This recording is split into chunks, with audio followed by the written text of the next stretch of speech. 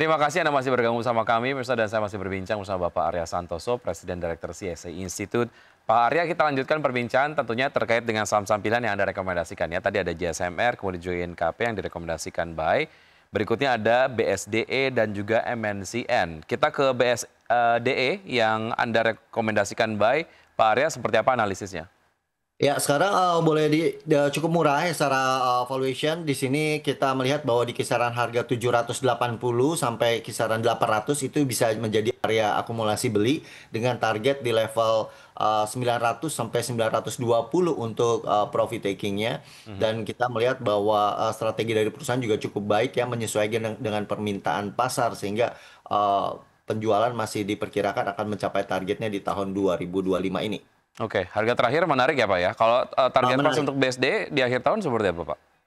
Kita perkirakan bahwa paling tidak bisa kembali ke level harga 1000 ya. Jadi di sini masih ada upside yang cukup menarik ya untuk jangka pendek di kisaran harga 900 targetnya.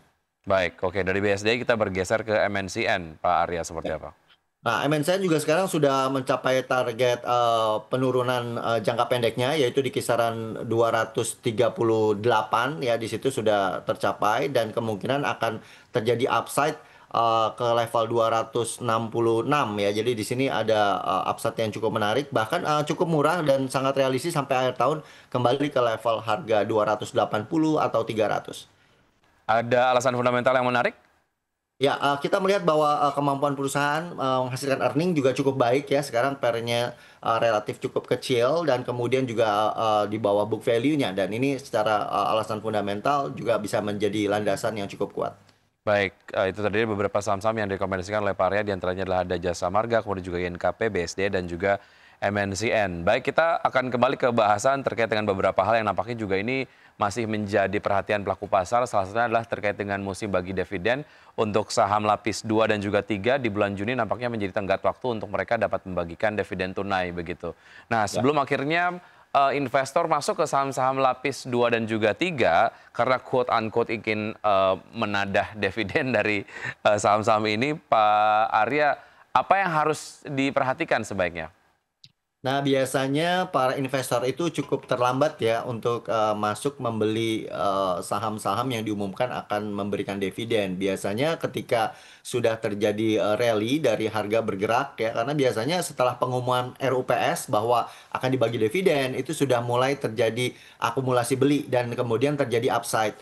Nah, pada tanggal come dividen biasanya harga sudah naik cukup banyak dan kemudian pada saat ex dividen kemudian harga drop ya, paling tidak sebesar dividen yang dibagikan. Nah, kemudian terjadilah yang disebut dividen trap. Nah, kemudian cukup lama harga tidak kembali lagi ke harga pembelian saat come dividen. Nah, oleh karena itu di saham-saham lapis 2 atau lapis 3 jika Anda tidak memiliki rencana untuk holding periodnya cukup panjang ya, tidak membeli tidak menyimpan cukup lama, biasanya terkena dividen trap ini. Kemudian Hmm. merasa oh kok nggak untung walaupun dapat dividen ya. Oleh karena itu caranya adalah ketika RUPS penetapan bahwa akan bagi dividen, Anda cek dividen yield-nya apakah cukup besar. Biasanya kalau 3,5% ke atas atau 5% ke atas setara dengan dividen atau lebih besar, itu cukup menarik ya untuk mendapatkan dividennya. Jika dividen yield-nya cukup besar itu sudah boleh langsung cicil beli. Jangan nunggu sampai harganya naik gitu. Nah, biasa kalau yang di-come dividen baru beli, nah itu kena tuh dividen trap. Biasanya Hmm. banyak kan di saham-saham lapis 2 lapis 3. Tapi kalau di saham-saham blue chips atau yang likuiditasnya sangat tinggi, itu biasanya tidak terjadi dividen trap karena ketika turun pada saat ex-date, nggak lama kemudian kembali lagi ke harga come dividen atau bahkan lebih tinggi naik dengan cepat. Baik, itu yang perlu diperhatikan jika kemudian investor cukup menandai beberapa saham lapis kedua ataupun tiga di masa bagi dividen ini, begitu ya. Ya. Baik, setelah bagi dividen lalu exit, menurut Anda ini sejauh mana strategi yang cukup bijak sebetulnya dilakukan, Pak Arya? Kalau untuk saham-saham yang ketika ex dividen kemudian nggak turun terlalu banyak, biasa masih ada selisih ya. Jadi Hmm. walaupun ada penurunan, tetapi dihitung bahwa dari harga exit dengan dapat dividennya di total itu dapat gainnya berapa. Kalau Hmm. misalnya masih ada cukup cukup positif ya biasa kemudian nggak jadi dividen trap, mereka jual ya nggak apa-apa. Tapi kalau yang memang kemudian ada yang begitu dapat dividen, dia tunggu sebentar juga balik ke harga come date-nya. Nah, itu mendapatkan keuntungan yang cukup baik dari dividen. Berarti secara Baik. dividen yield ya, Ya. persentasenya cukup bagus. Merupakan tips yang menarik dari Pak Arya, mungkin dapat menjadi salah satu referensi strategi investasi dari Anda, pemirsa IDX Channel.